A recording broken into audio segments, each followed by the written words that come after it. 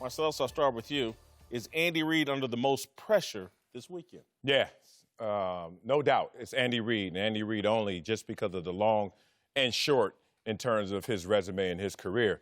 Andy Reid needs to ascend where his actual genius warrants, which is an elite coach. Right now, he stands just short of being an elite coach all time because of the lack of a Super Bowl championship. So if you put Andy Reid into the conversation of a Super Bowl champion and then they win, guess what? Andy Reid is now where he properly deserves. This week, though, the long and short is, we know that resume, Andy. You've always come up short somehow, some way.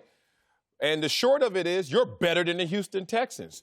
But I'm not the player that's built to blame it on coach. So he's under the most pressure because I know what the standard is. I know what the media, what we will do to Andy Reid if they lose this game. But when we lose the game, it's based on what we do. It's not based on certain play calls and certain situations. It comes down to critical moments. It comes down to critical situations. But my example is, as we're sitting here, this is the 20-year anniversary of the Music City Miracle, and that's going all around viral. Everybody's showing that play again. Was it a forward pass? Yes, it was, damn it. Or was it a lateral? No, it wasn't. Point being this. After that game, we lost the Super Bowl opportunity in the playoffs, obviously, and they fired our special teams coach, Bruce DeHaven.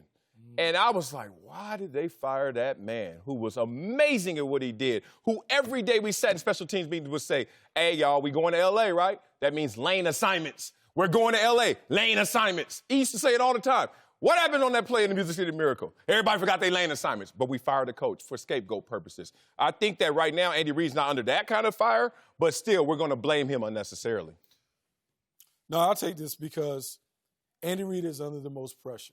But I think what Andy Reid has to do is ignore the outside noise. Jason, obviously, you were around Kansas City when Marty Schottenheimer was there. And I think the one thing that Marty did, the outside noise eventually crept into the way that we performed in the locker room. The way that he called the game, he wanted to show risk-taking because that's how he was criticized. If I'm Andy Reid, if I could give Andy Reid any advice, be you. Your team is built to play the game in a video game fashion. If I'm playing Madden, the first team that I'm picking up are the Kansas City Chiefs. And because the Kansas City Chiefs have superior personnel coming off the bye week, I think Andy Reid has to call the game to blow the Houston Texans out of the stadium. Don't dial it back. You don't have a running game that can enable you to play safe, put points on the board, and play downhill. Your defense is playing better. I think he just needs to be himself, call the game in a very aggressive Do you, Andy? I think the pressure is elsewhere. I think the most pressure is elsewhere, and I think it's based upon expectations. I think you did a very clear job of illustrating the lack of expectation for him to have success in the postseason. I think everything that you just illustrated and why he should be nervous or under pressure to get those results are the very reasons why Andy Reid and this perceivably Who's under more pressure? You know what? I would put it on LaFleur or on Curl. And the reason why I would put it on one of those two teams is based upon what you've paid Russell Wilson and the amount of responsibility that you've placed at his feet to be the guy that carries this Seattle Seahawks team. And this is one of those defining He already moments. has the Super Bowl. He does. Move on. But I'm really not you can't just base it off of he has a Super Bowl or Super Bowl appearance to say who has the most pressure. That could create the pressure. The bar is set for him to win a Super Bowl. Andy's Reid bar is not set to win a Super Bowl because he has not won one.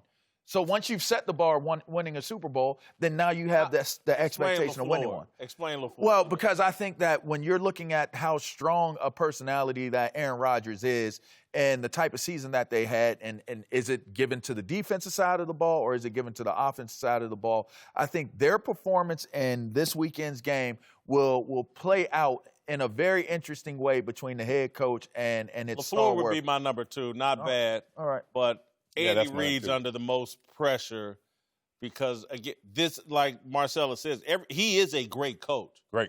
He's got to get it done in the postseason to justify and to further elevate his greatness. And I said it in the Whitlock. I think he can blow it. I've seen enough of Andy Reid that I think he could blow this game against the Texans. They're 9-point favorites, but even at home, even coming off a bye, I can see them figuring out a way to Mickey Mouse and blow this game. Yeah, Andy Reid has the defense and the offense he needs to finally get over that hump in Kansas City. There were times in Philadelphia he had it, they got close. Now this is the time to strike. If you just look at his years in Kansas City since 2013, this defense ranks up there in terms of what they can do. They're 7th right now in scoring defense. So what does that mean? With the 5th best scoring offense, that's probably your best balance that you've seen outside of the second year. The first year he was there when he's trying to learn and get his guys in, and there's a lot of turnover. So this is the opportunity. Everything's fully matured. Your system's in place. Can he blow it? Can he blow it? Yeah, this weekend. No, he can't blow it.